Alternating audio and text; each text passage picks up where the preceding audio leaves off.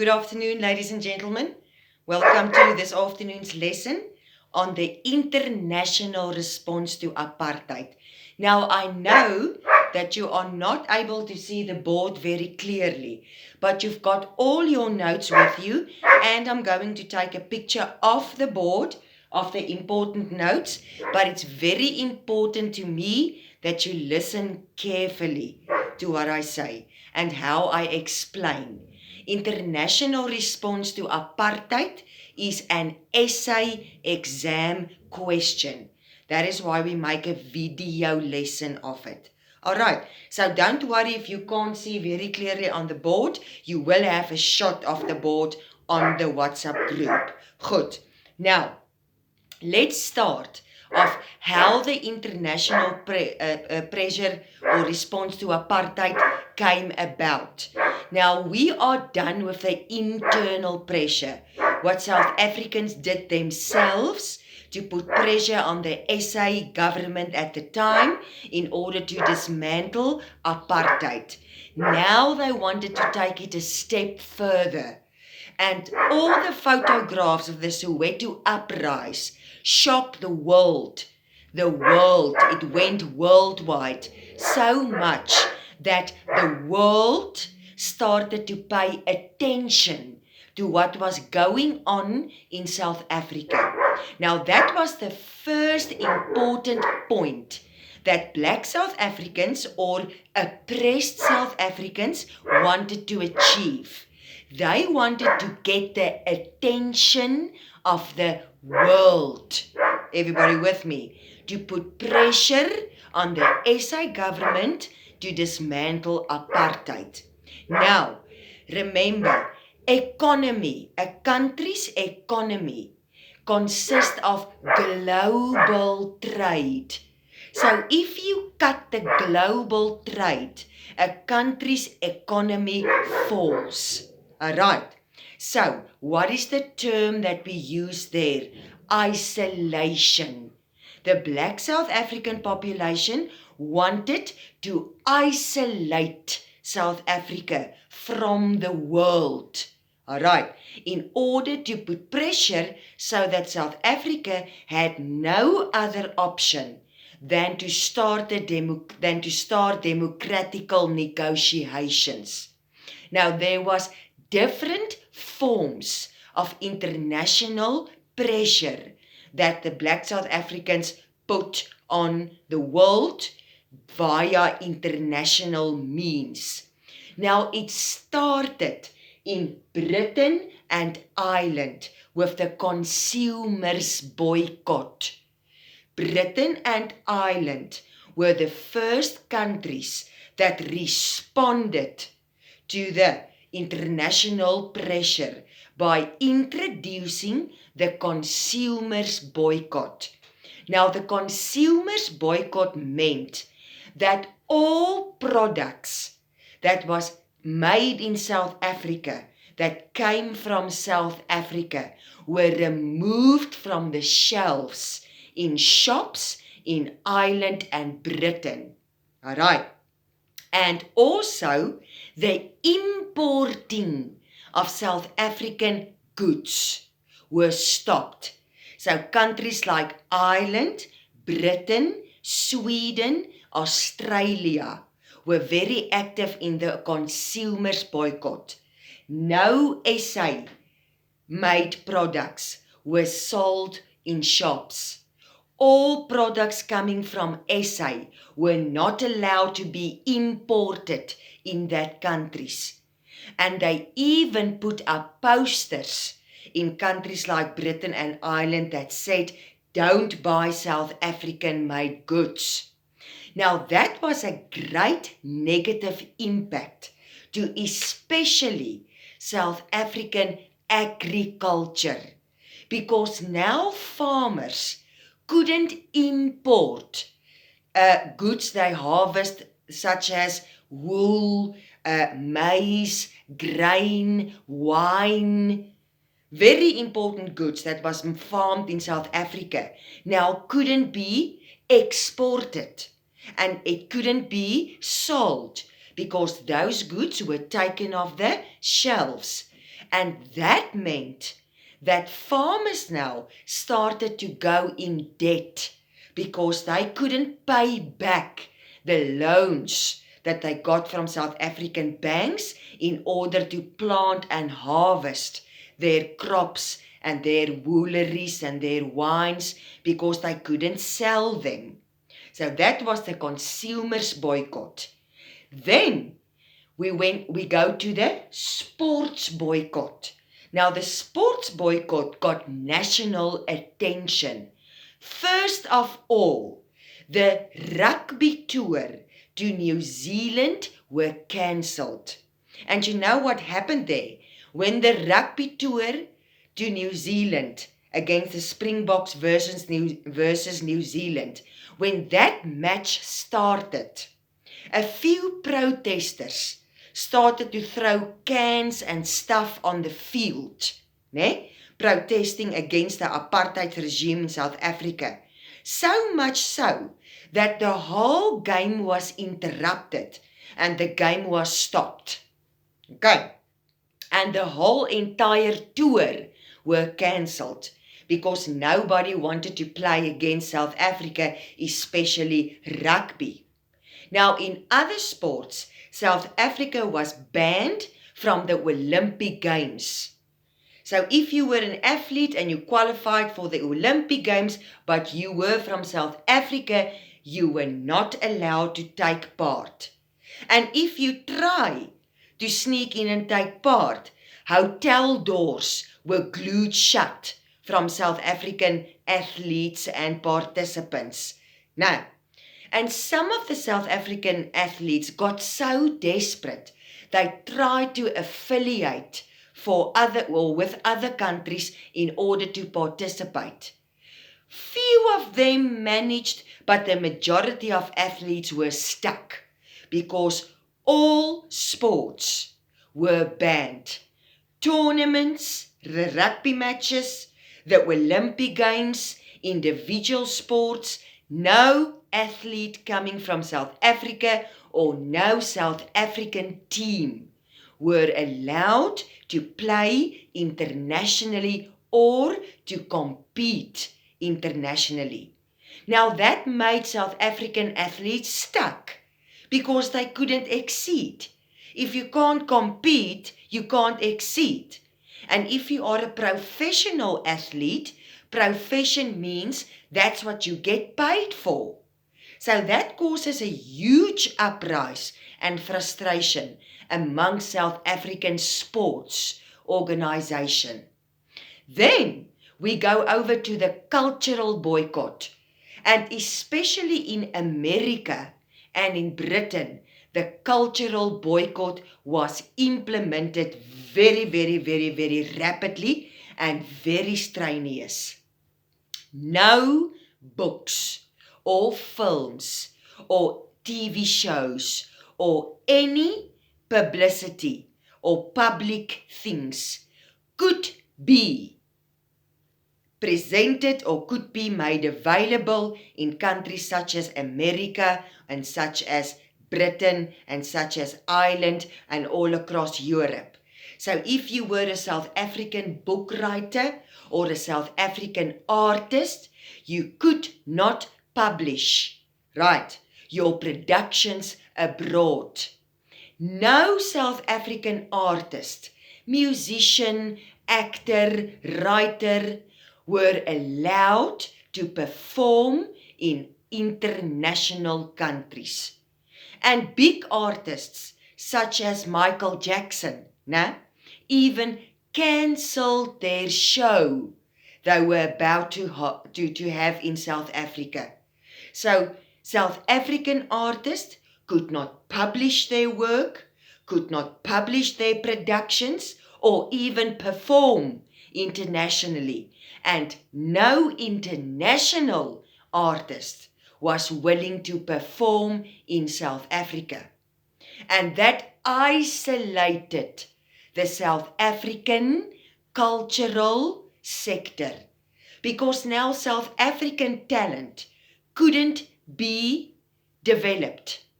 If you were a South African artist, you couldn't show your talent internationally or sell your talent internationally. All right. So again, the isolation got more. Now we go over to the academical boycott. Now I think the academical boycott was one of the boycotts, or the international responses that hit South Africa the hardest. Now, number one, no student coming from South Africa were allowed to study in international countries. All publications made by South African professors or doctors, such as articles, research, all that kind of stuff, were removed from libraries in international countries, all right? And South Africa got no access to international research. So no international academical research were allowed to be published or to be spread in South Africa. Now that caused an academical backstand to students and people in South Africa, because as technology developed, South Africa couldn't get hold of new developments and new inventions. All right. So students and the academic sector of South Africa started to fall backwards and backwards and backwards and backwards, because resource material from international communities and scientists and universities and professors and doctors weren't allowed in the country. All right. So technologically,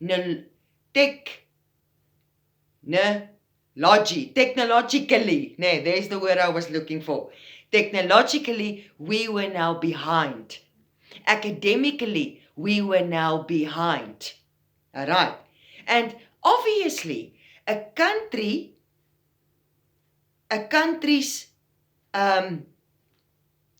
existence relies on academic excellence. So if you cannot excel academically, if you do not have the material to develop new techniques and new technology, your country is stuck in old methods. All right. Think about medicine. Okay. The medicine developed. Science developed. All right. But South Africa at the time, during the 1980s, early 1990s, couldn't get hold of it. Good. So, medical-wise, we were behind. Technological-wise, we were underdeveloped. Scientifical-wise, forensical-wise, we didn't have the facilities. Okay, because we were denied that facilities by international countries. All right. Next up, the disinvestments and sanctions. Now, ladies and gentlemen, as I mentioned earlier, remember, a country relies on its economy, and economy is dependent on investments and sanctions. Okay, and investments and sanctions are dependent on exports and imports, all about money. Now, first of all, the World Bank, big banks like Barclays Bank and the World Bank, especially coming from the United States, withdraw their investments that they made in South Africa. Right. And that causes big companies like IBM, Coca-Cola, Kodak, big companies, steel companies, to shut down their doors in South Africa. All right. Now that causes a loss of money, all right, a ban on import and export, and the loss of jobs. So South Africa started to deteriorate economical wise. There were unemployment. All the money that was invested in South Africa was pulled back. All the big companies, IBM, Coca-Cola, Kodak, steel fabrics that set up shop in South Africa closed down their doors. So there's no money coming in and going out. If we take a look at minerals, now remember South Africa, the African countries are very, very dependent on the mineral trade. And because there were a ban and a boycott on import and export, South Africa couldn't export gold. Now, other countries refuses to buy gold from us. We couldn't export metals like platinum, copper, steel. So that had a huge impact on the mine sector. And that isolated South Africa even more. The Arabic countries, or the United Arabic Emirates, the UAE as we know it today, went as far to put an oil embargo on South Africa. Now, an oil embargo means that South Africa were not allowed to import oil. Now, we know the main country or the main continent, the main land that produces oil at the time were the Arabic United Emirates. And they put an oil embargo on us. So now we've got a shortage on oil. We can't get oil. So South Africa were now isolated to the core. Everybody with me? All right. Now, a few artists held the Free Mandela campaign at the Wembley Stadium in England. All right. And it was a huge concert. There were over 80,000 people attending the concert held by various international artists. And it was explicitly to Free Mandela campaign. Okay, all right. So now you know what image the world had from South Africa and how isolated South Africa was in all the sectors of the economy. Did you know that the USA even went so far as to put a restriction on South African Airways? The USA said that no plane, either military planes or either normal passenger planes, no plane coming from South Africa or no SA airline in any form of shape were allowed to ground in the USA. All right. And after a while, they even went so far as to say no South African airplane, military or civilian, were allowed in the USA airspace. Okay. So travel were also restricted by the international response. And ladies and gentlemen, all these forms of international response led to an economical depression. Now, if your country is in an economical depression, it means the value of your rand, the value of your currency is junk status. It means nothing. Right. So South Africa was in an economical depression because it was so isolated from the world due to all these forms of international boycotts, international disinvestments, international sanctions that was put on South Africa. And in 1992, that forced President F.W. de Klerk of the National Party now to start negotiations, all right, with the black political leaders in order to change South Africa from a segregated apartheid regime to a democratical republic. Okay, so if it weren't for the international pressure and the international response to,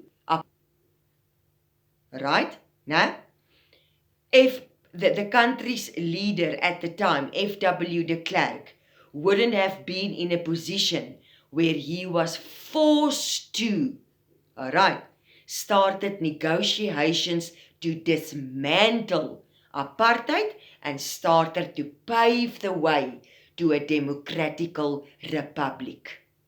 Good. So, last 2 minutes, let's recap. What was the international response all about? Number 1, it was to create awareness worldwide of what was going on in South Africa in order for the world to respond. Now, what was the goal that the black South Africans wanted to do? They wanted to isolate South Africa from the rest of the world so that the South African economy plunged. Now, Britain and Ireland were the first ones with the consumer boycott, taking all SA goods from the shelves. That impacted South African agriculture in a negative way. Wine, wool, fruits and veggies, maize, grain, all that stuff were banned and also banned from importing and exporting. Sport boycott. No SA teams were allowed to play internationally. The rugby game versus New Zealand were cancelled due to protest. South Africa was banned from taking part in the Olympic Games, and even South African individual athletes were banned from taking part in any international tournament. If you were a South African, and if you were there to participate, you were about to get trouble, or your hotel door were about to get glued shut. Now, cultural boycott. No SA artist or SA productionist, TV shows, books, films were distributed in any other international countries, and no international artist, big artists like Michael Jackson, were willing to perform here. That isolates South African talent. Academical boycott. No research material published by South African academici or professors or doctors were allowed in international libraries or universities or bookshops. South African students were not allowed to go study abroad, all right? And South Africa couldn't import or get hold of the latest research material from international countries. Okay, disinvestments and sanctions, oil embargo, from the Arabic United Emirates were put on South Africa. South Africa couldn't import oil. South Africa couldn't export minerals like gold, steel, uranium, platinum, that had a huge impact on the mine sector. Big companies like Coca-Cola, Kodak, IBM closed down shop in South Africa. That causes job loss, unemployment, a loss of money. All right? Okay. World banks pulled out their investment, the money that they invested in South Africa. South Africa plunged, okay? So South Africa's economy were in a recess and a depression because our rand meant nothing. Right, our valuta was zero. We were completely isolated.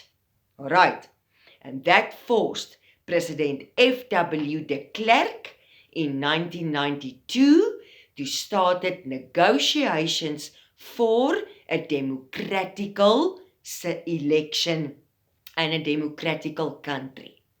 All right, now your job is to write me an essay, and this is also an exam essay. It's a test essay and an exam essay on how the international countries responded to apartheid, okay, and how it managed to pave the way for a democratical negotiations and a democratical republic to form. Good. Right. Now, on Friday and Monday, you are going to practice your essay. 3 pages and more. You've got your notes. You've got the video. Remember the introduction. Remember as much content as you can. Use your notes. Okay? On Tuesday, we're going to mark. We mark the essay. And then on Thursday, you are writing your test essay. Happiness? Right. All is good. Have a lovely weekend. Be good, be safe, be wise.